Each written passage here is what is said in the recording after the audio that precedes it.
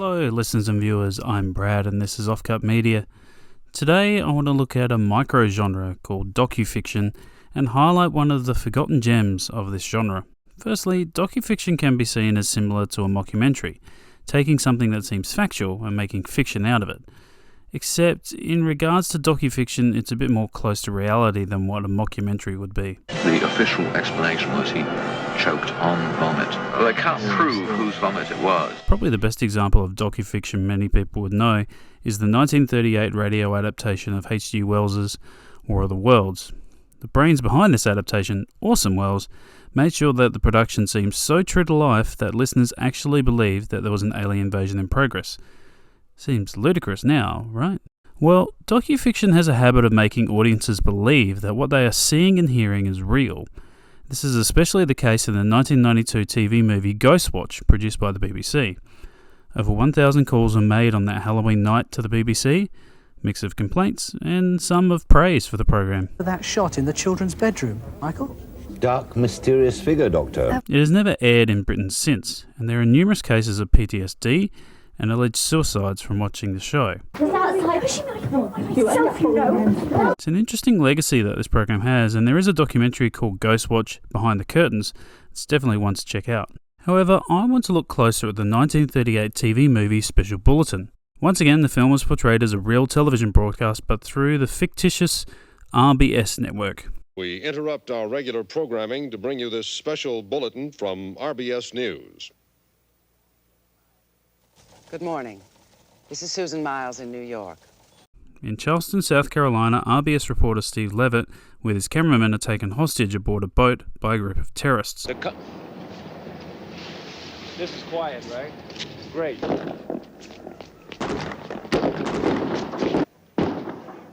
That was the last image from Stephen Levitt's camera an hour ago. Then I'm being held on the ship. I am unhurt. George is here along with the two Coast Guard personnel. Leading the group are doctors Bruce Lyman and David McKeeson. Mr. Woodley, if you don't mind, I'm Bruce Lyman. This is Dr. Dave McKeeson, and with us are Diane Silverman, Jim Seaver, and Frida Barton. Their demands are simple. We want the detonating modules from every single nuclear warhead in the Charleston area, and there are 968 of them.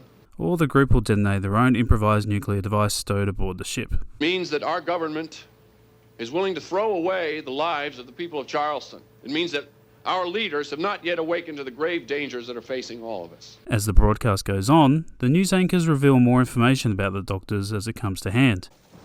Voted most likely to succeed at the Dorset Schools class of '58, Bruce Lyman surprised everyone by joining the Marines and became one of the first Americans to serve in Vietnam as an advisor in the early '60s.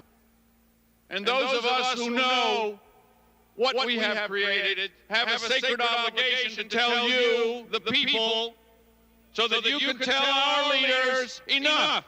Other reporters from across the USA are also brought in to add more to the developing story. I'm holding in my hand a confidential memo written by a Senate aide. I can't say who. Most notably, actor Lane Smith. Actually, when I saw him, I snapped out of it being a real program and went, oh yeah, this is fake. Morton, if I understand you correctly, that's in keeping with Dr. McKeeson's claims of when and where he obtained the plutonium? That's correct, Susan. It is revealed that McKeeson is the only person that's able to disarm the nuclear device. Eventually, the Department of Defense agrees to the demands of the terrorists. I understand we're going to Morton Saunders at the Capitol right now. Morton? I can now say with almost complete assurance that the government is going to accede to the terrorists' demands. But before the handover of the triggers, a power failure occurs. Oh, look at that, it's a great day, great day, great. Somebody stepped on the wire. Nobody stepped on the wire. George stepped on the damn thing. This orchestrated move allows the team to storm the boat, killing some of the terrorists. Oh my God, those are troops. Give me that. Give me that. McKeeson is cornered and commits suicide. Anybody else alive up there? Yeah, there's a woman up here. She's the only one. Where's somebody down here? George, are you all right? George, I'm the reporter, man. I'm the television. Steve Levitt and his cameramen are taken from the boat and continue to report the situation. It's nothing serious. John, I never thought I'd walk off that ship. A Nest team tried to disarm the device, but then... I'm sorry, John, I couldn't hear your last question. Come on. No, things seem pretty calm here right now. There's not a... Broadcast returns to the RBS studios.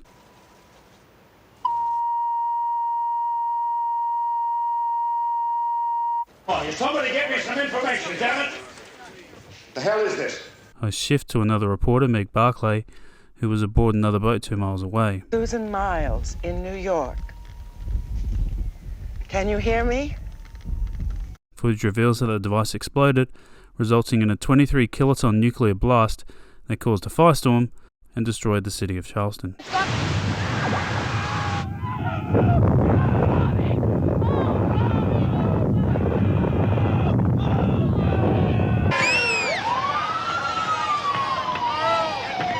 The city's on fire. John, this is... People are standing here watching the city burn. The injured are beginning to arrive. Excuse me. The program skips forward a few days to show the supposed aftermath of the bomb, and the film ends as the news station reports on other stories from across the world. Winds spreading fallout west of the city. 250,000 more people have been evacuated from outlying areas. The staggering loss of what once was can never be eradicated. In other news, more riots in Poland today as demonstrators clashed with police over working conditions at the Gdansk shipyards. The way Special Bulletin is presented allows for the believability to take over.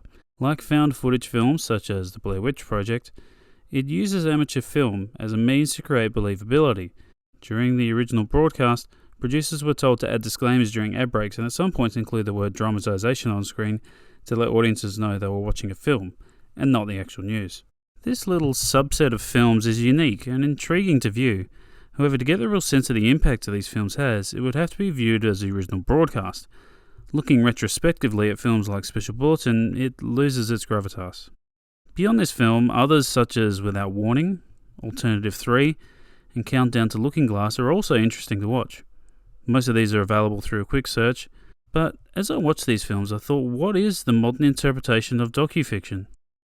I looked to the 2013 film WNUF Halloween Special, which takes the tropes from Ghostwatch and creates an unsettling fake timepiece. Tune in to Transylvania's public access station. No, sir. Tonight is Halloween. Halloween is Satan's night. This is the closest I have discovered in a similar vein, although there is also the propaganda simulator Not for Broadcast, which does a decent job of using elements from these films that I've mentioned before. Win for advance. What do you make of this historic election result? So perhaps we should all be celebrating. Except for the rich. Within the game, you are the editor of a news broadcast as the country teeters on political collapse. I'm sure there are other docufictions out there, and if you know any that I might have missed and you think they're worth it, then put them in the comments and give the video a like while you're there. I'm Brad and this has been Offcut Media. Thank you again for watching, and I hope to see you in the next video. Bye.